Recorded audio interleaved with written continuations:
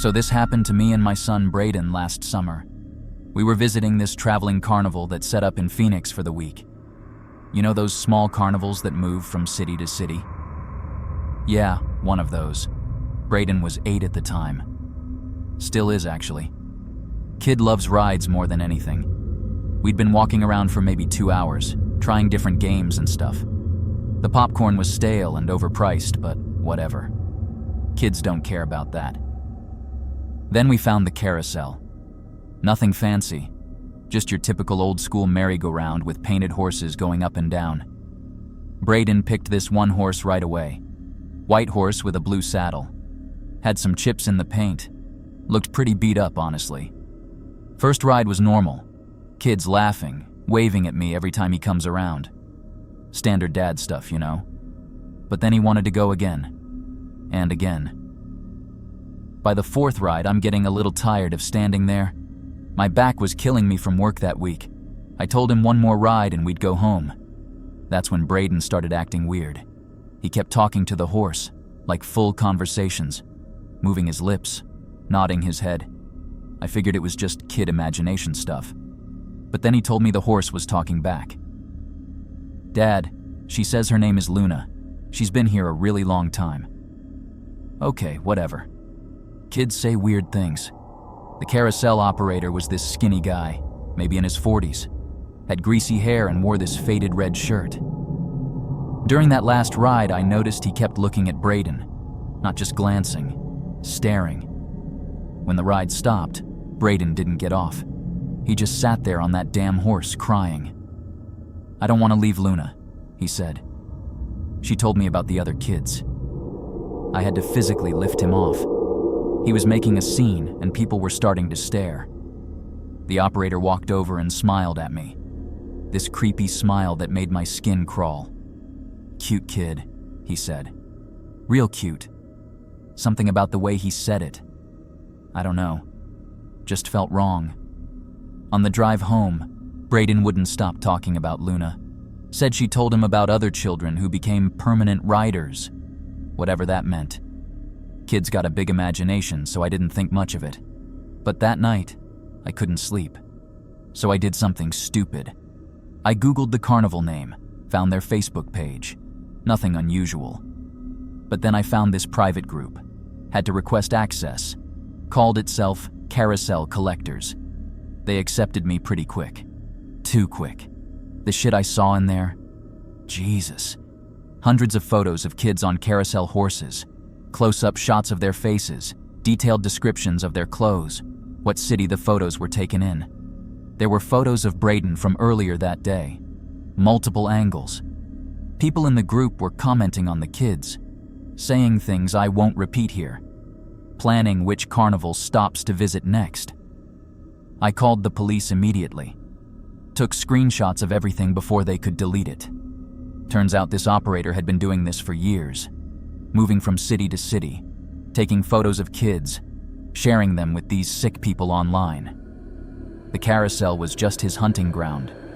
Police arrested him 3 days later in Tucson, found thousands of photos on his phone and computer. But here's the thing that still bothers me. When they searched his stuff, they found recordings too.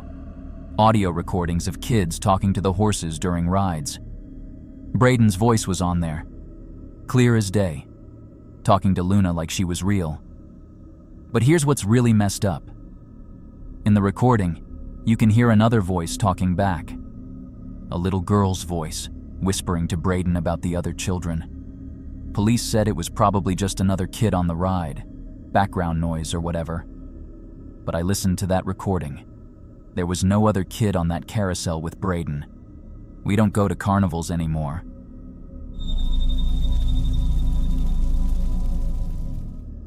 My name's, well, doesn't matter, I guess.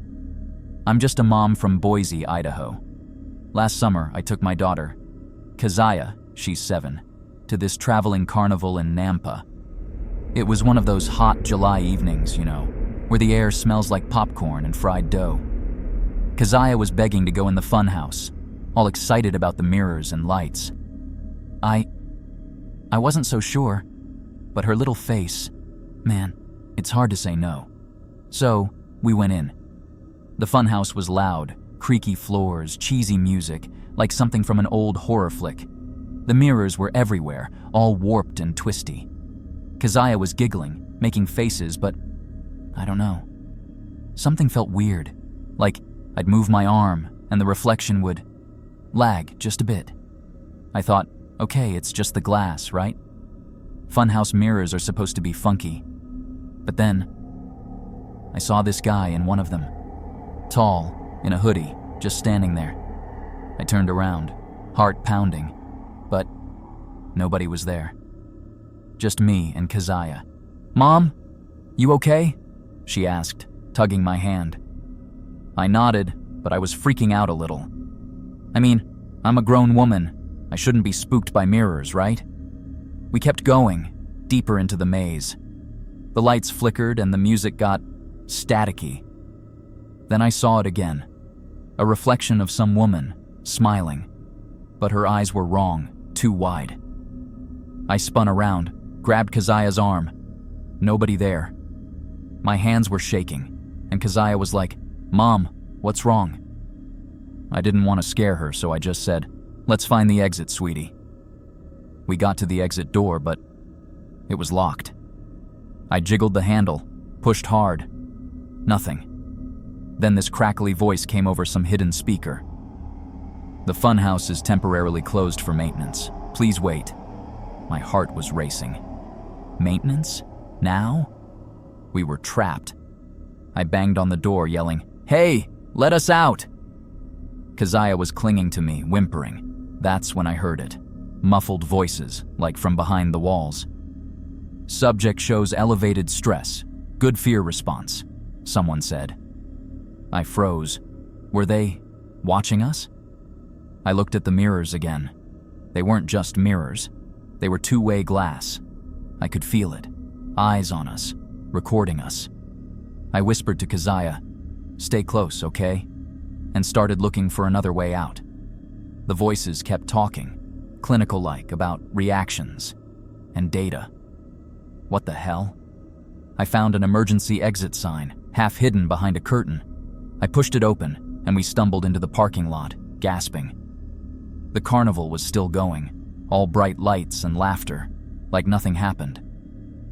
That night, I couldn't sleep.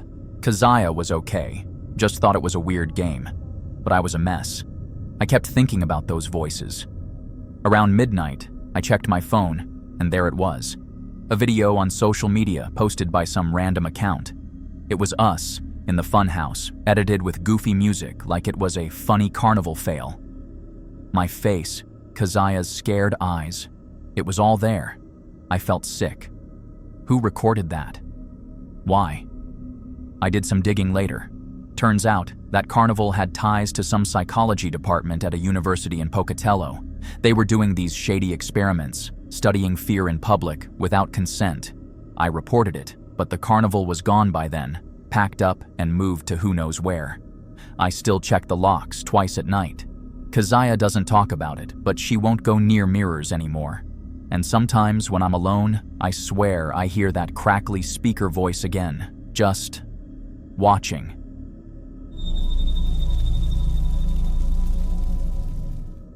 This happened to me 3 years ago in Bakersfield, California. I was 17 and needed money for my first car. My mom found this job listing for carnival workers. "Easy money," she said. "Just help people win stuffed animals and clean up popcorn." The carnival was one of those traveling ones that shows up in mall parking lots, nothing fancy. Just rides that looked like they might fall apart and games where you throw rings at bottles. I got assigned to work the ring toss booth next to this guy named Garrett. He was maybe 40, had this weird smile that never went away. First few days were normal. Kids trying to win prizes, parents getting frustrated. But I started noticing something weird about Garrett's booth. He had way more winners than anyone else, like way more. I kept a little notebook. Don't ask me why. I was bored, I guess. After a week, I realized something crazy. Every single person who won big at Garrett's booth came alone. No friends, no family, just by themselves. There was this woman, maybe 30 years old. She won this huge teddy bear. I watched Garrett walk her toward the back of the carnival grounds where the trailers were parked. Said he needed to get her a bigger prize bag or something. That was around 9 p.m. Next morning, her car was still there in the parking lot. Same exact spot, but no woman anywhere. I thought maybe she caught a ride with someone, but her purse was still on the passenger seat. I tried asking other workers about it. Most of them just shrugged. But this old guy who ran the funnel cake stand got real quiet when I mentioned it. He said, "Kid, you don't want to know about that stuff." That scared me more than anything. I decided to talk to the manager. His name was Mr. Thompson, had an office trailer behind the Ferris wheel. When I told him about Garrett and the missing woman, he looked at me like I was crazy. "Son, we don't have anyone named Garrett working here," he said. "Never have." I started arguing with him. Told him Garrett worked right next to me every single day. Mr. Thompson pulled out this clipboard with all the employee names. Mine was there, but no Garrett. Like he never existed. But here's the really fucked up part. Later that night, I snuck back to Mr. Thompson's trailer. The door was unlocked. I know I shouldn't have gone in, but I had to know what was going on.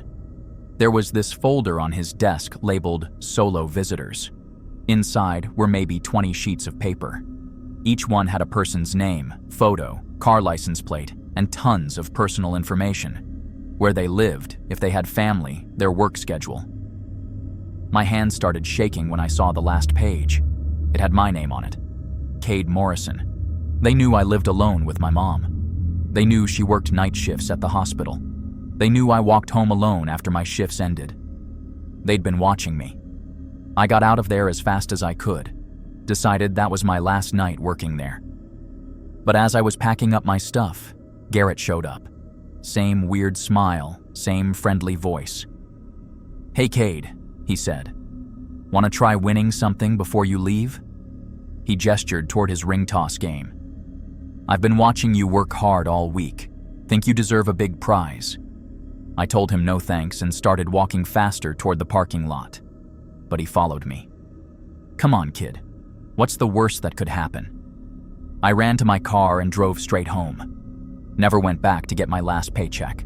The carnival left town 2 days later. I looked up those missing person cases online.